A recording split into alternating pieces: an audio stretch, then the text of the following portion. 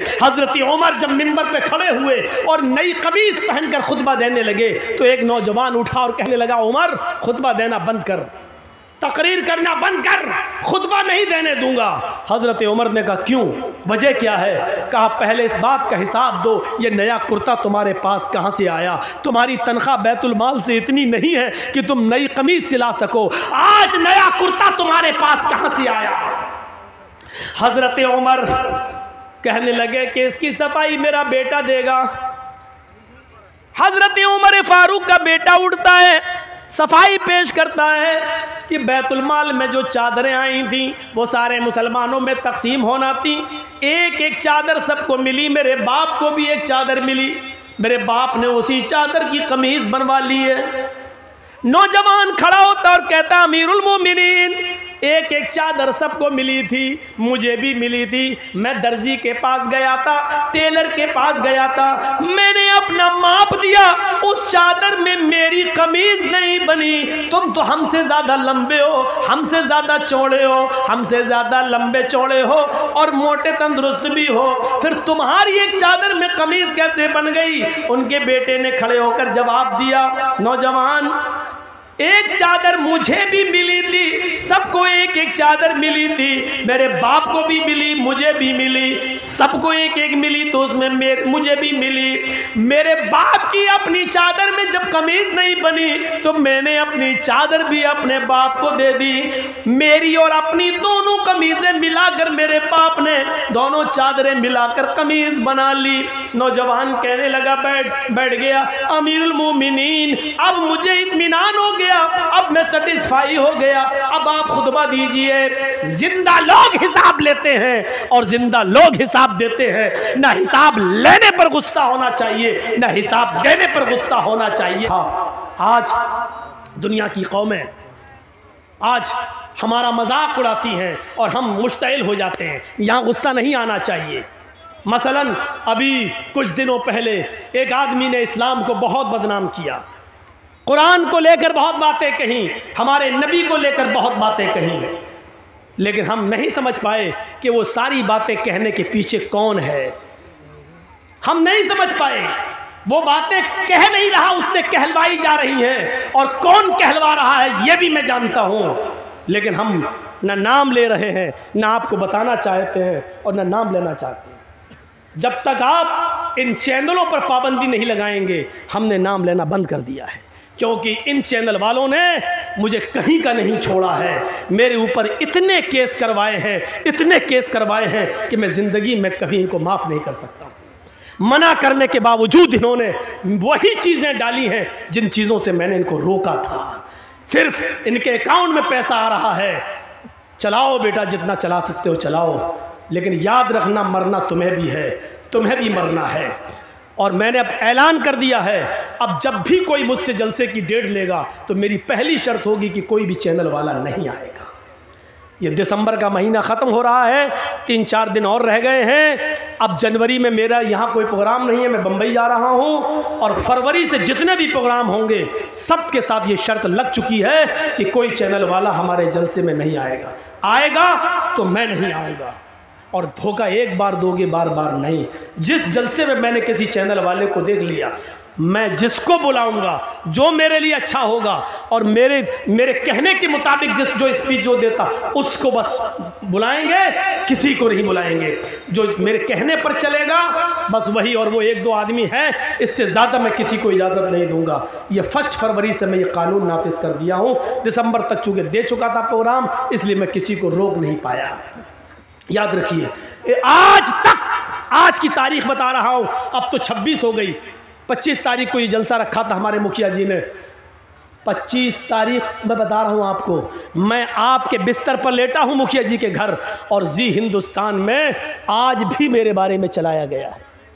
आज भी जी हिंदुस्तान मुझे दिखा रहा है, आज भी उसने यही बिहार और बंगाल की तकरीरों की कटिंग आज भी उसने पेश की है। मैंने तुम्हारा सुअरपना देख लिया है। मैं ये जुमला बोल रहा हूँ, तुम्हारी आंखों में सुअर का बाल है। बहुत अच्छी तरीके से मैं समझ गया हूँ, इन चैनल वालों को मैं कभी माफ़ नहीं करूँगा।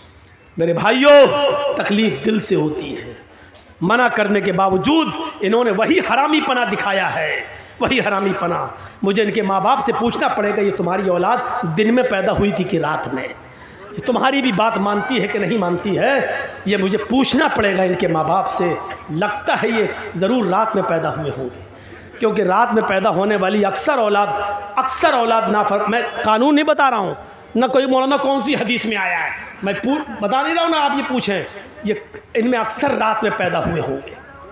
तो मेरे भाइयों, कहना तो बहुत कुछ चाहता हूँ लेकिन छोड़ देता हूँ, गुस्सा तो बहुत है मेरे अंदर। फिर मैंने कहा था ना, गुस्सा जिंदों को आता है, मुर्दों को नहीं। मेरी इस बात को याद रखना। लेकिन वो गुस्सा अगर आया तो वो मेरा नाजायज़ गुस्सा हो जाएगा, उतना हमें नहीं बोलना था, इसलिए हम रोक रहे हैं अपने आप को। चलिए 1 फरवरी से तुम खुद ही रुक जाओगे। तो मेरे भाइयों, मैं यही कह रहा हूँ कि अपना हिसाब करो, अपने बच्चों का हिसाब करो। पूछो, आज की नौजवान नस्ल, हमारी बेटियाँ, हमारी लड़कियाँ, आप बैठे हो खामोश हो, सोचो क्या प्लानिंग हो रही है हमारी बेटियों के बारे में। कभी सोचा आपने ठंडे दिल से?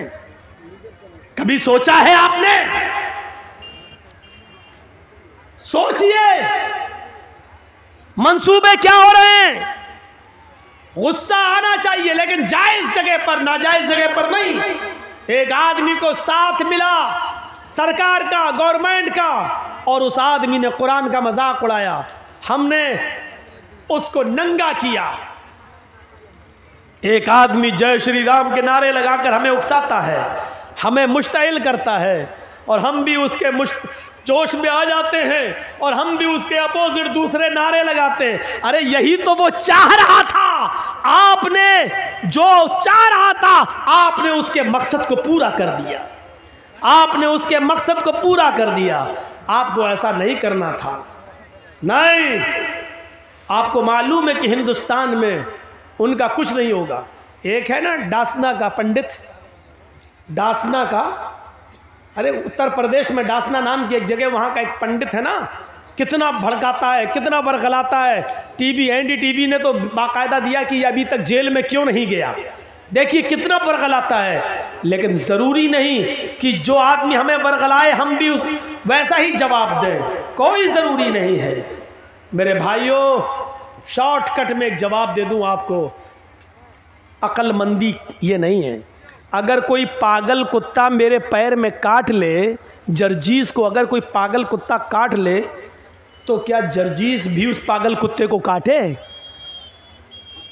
बताइए तो, क्या ये अक्लमंदी होगी? अगर कोई पागल कुत्ता काट लिया हमारे पैर में, अब जर्जीस को गुस्सा, कमीने तूने काटा, पकड़ पकड़ पकड़ो, हम भी काटेंगे, पकड़वाया और काट रहे उसको, तो उससे बड़े पागल तो हम हो गए हैं। तो कुछ लोगों का दिमाग खराब हो चुका है। किस नशे में हो चुका है? उनके साथ पुलिस की ताकत है, उनके पास एसएसपी और डीएम की ताकत है, उनके पास हुकूमत की ताकत है। वो जानते हैं हम कुछ भी कह देंगे हमारा कुछ नहीं होगा। इस नशे में, हुकूमत के नशे में, पुलिस और एसपी और डीएम की ताकत के नशे ने उनको पागल कर दिया है। वो हमें बरगलाएंगे। अक्लमंदी यह है कि उनके बरगलाने में हम ना आए। हाथी का काम होता है खामोशी के साथ चलते रहना, और कुत्तों का काम होता है भौंकते रहना।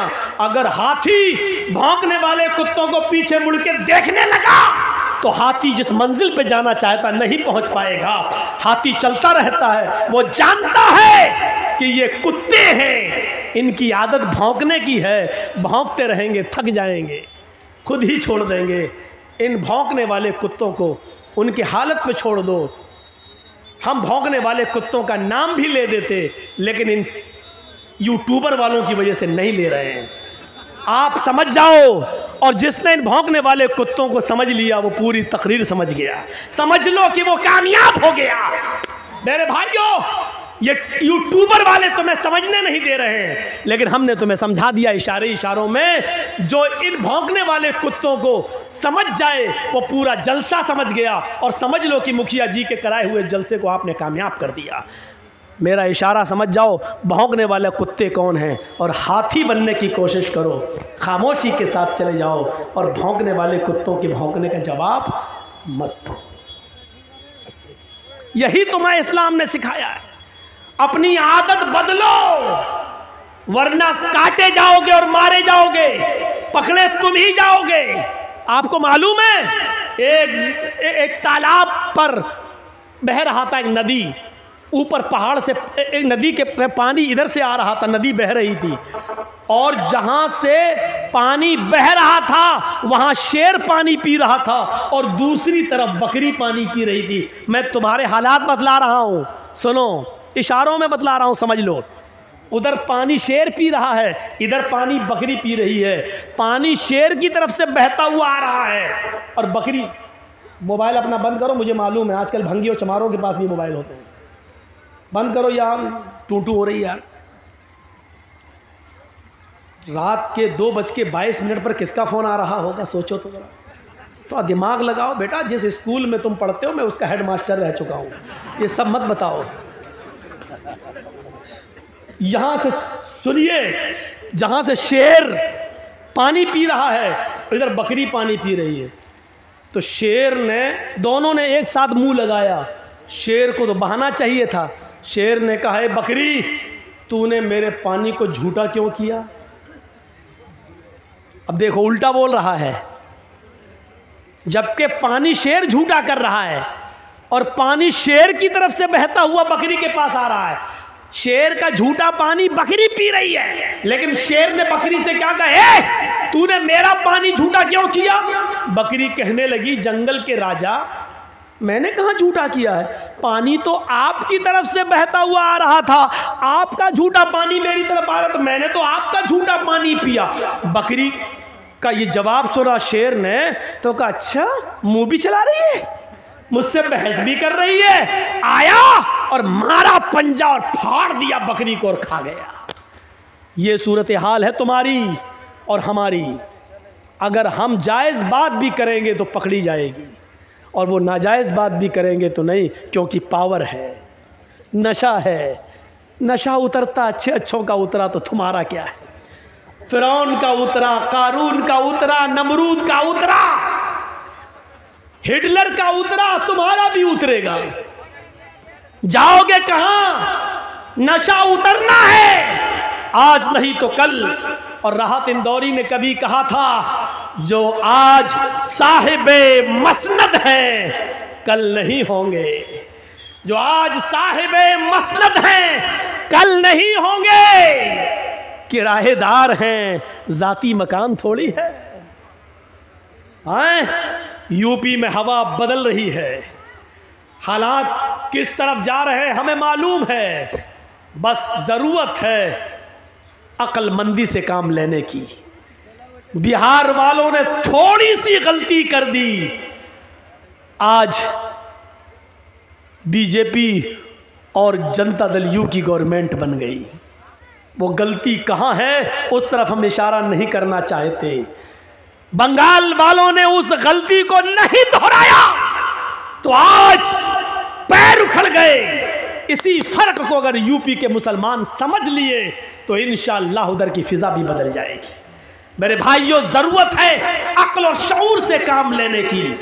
ये नहीं देखना है हमारा कौन तुम्हारा कौन, ये देखना है कि हमारा कम नुकसान किस में है और ज्यादा नुकसान किस में है। इस चीज की जरूरत है आज।